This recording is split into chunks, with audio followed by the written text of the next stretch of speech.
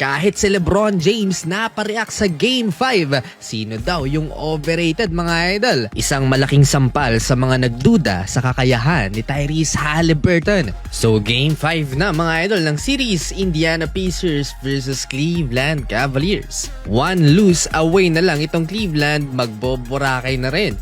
Here comes Mitchell off to the races, to the rack, and he hits!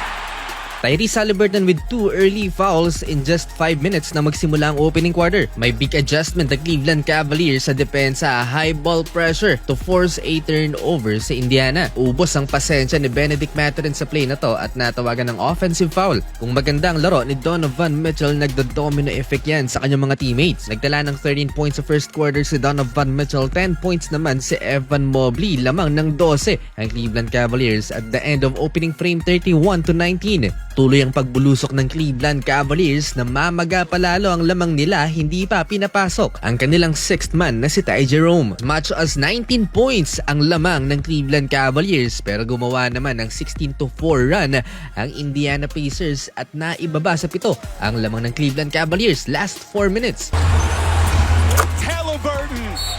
Tyrese Haliburton igniting the offense for Indiana Pacers. He adds 2 more 3-pointers mga idol. That's 3 straight threes sa run ng Indy. Celebrate na si James Johnson. Last 1 minute, isa na lang ang lamang ng Cleveland. Opportunities, just 3 fast break points. Haliburton, and he buries another 3. Parang prime Damian Lillard itong si Tyrese Haliburton dito sa second frame. Napakalalayo ng kanyang bitaw. And ang first half lamang na lang ng 4 ang Cavs, 56-52. Nakakuha ng momentum ang Pacers going into second half. 5 out of 6 si Tyrese Haliburton. Lahat ng field goal niya ay nagmula outside the arc.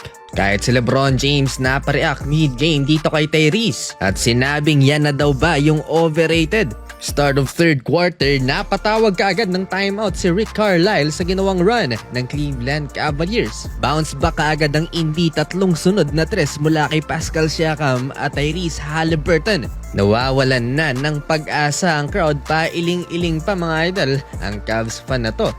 Siakam's gonna fire, and he's put the pace. Finally, lamang na ang Indy 65-64. Parang baha na rumaragasa ang opensa ng Indiana Pacers dito sa final 5 minutes ng third quarter. Thomas Bryant. Tahimik na tahimik sa arena nang mapa-takeover naman si Thomas Bryant off the bench. 9 points mga idol dito lang sa third frame. Ipinasok si Ty Jerome, nagkaroon ng konting buhay ang Cavs with the back-to-back triples. Pero hindi sapat yan para idikit ang laban dahil siyam na ang lamang ng Pacers going into fourth and final quarter, 85-76. Fourth quarter, Ty Jerome doing the work for Cavs. DeAndre Hunter igniting the crowd with a 3-point basket plus a foul. Mintes yung bonus free throw pero nakuha nila yung offensive rebound and Darius Garland finished with a layup. That's a 5 points in 1 possession. May pag-asa pa, 1-point game, 87-86 in favor of Pacers. Dikdikan ng laban, sagutan sa pagpuntos ang Cleveland at Indiana. Mitchell.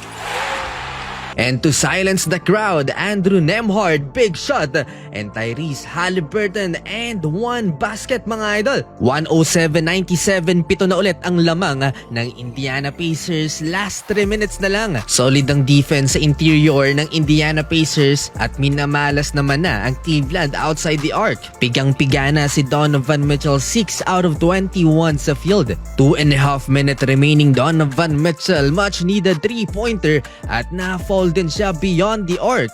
Ang problema, dinaga sa charity stripe si Donovan, 3 na imintis niya. Bumawi naman kaagad si Donovan, less than 90 seconds remaining sa game clock, 3-pointer. 106-103, Andrew Nembhard, floater and 109-103, balik sa 6 ang hinahabol ng Cavs. Last 60 seconds, Pascal Siakam, good defense, na-foul si Tyrese Haliburton, 2 free throws na ipasok niya. 44 seconds remaining, Evan Mobley and 1 layup mga idol. And again, nagmintis na naman ng free throw and Miles Turner with the dagger shot sa huli. Panalo ang Indiana Pacers 4-1. Boborakay na ang Cleveland. Samantalahin ng 12,000 pesos bonus welcome offer ng 1xBet. Doblehin o triplehin pa ang iyong panalo mga idol. Gamitan ang ating promo code na nasa comment section. Paalala, keep it fun and gamble responsibly.